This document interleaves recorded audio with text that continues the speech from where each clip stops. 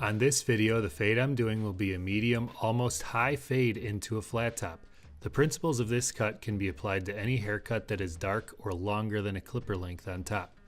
I will be using a rotary motor clipper with detachable blades. If you're using a clipper with plastic guards and a taper lever, you can substitute your guards with the corresponding blade that I am using.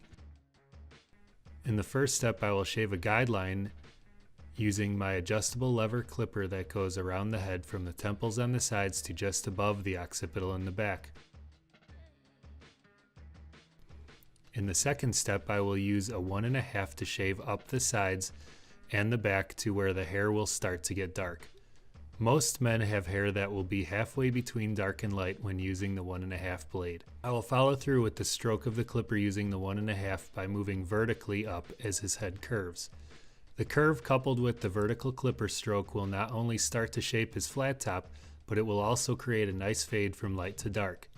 And that same principle can be applied to almost any men's cut when you are blending from the side to the top at any length.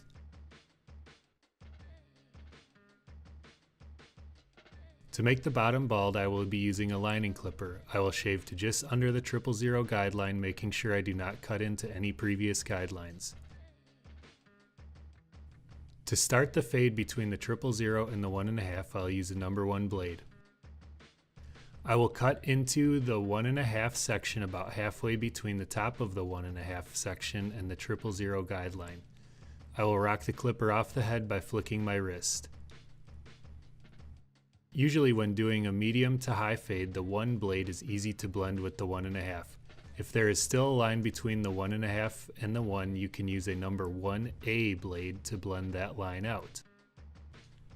I like to take my bald fades to a shorter length than the lining clipper can give. I use a foil shaver to shave just beneath the line where I previously cut with the lining clipper.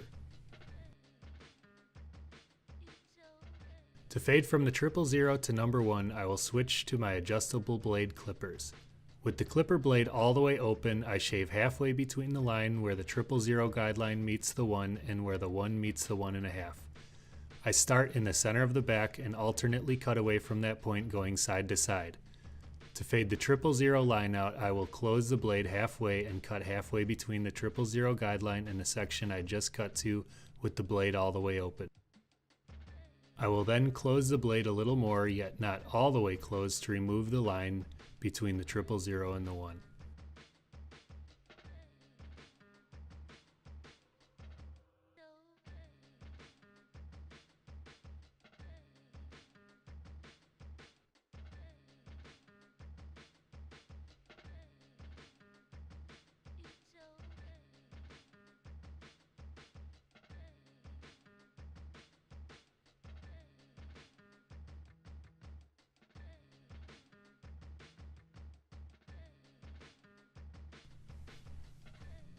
I will then use just a few teeth on the blade to make sure any dark spots in the fade are erased. If you are unsure how short the dark spots need to be cut, open the blade all the way and cut the dark spot. If the spot remains, gradually close the blade and cut until the spot is blended in. One tip is that I use my mirror to look at the fade from a different angle to make sure the blend is even from side to side and at a nice angle from the front to the back.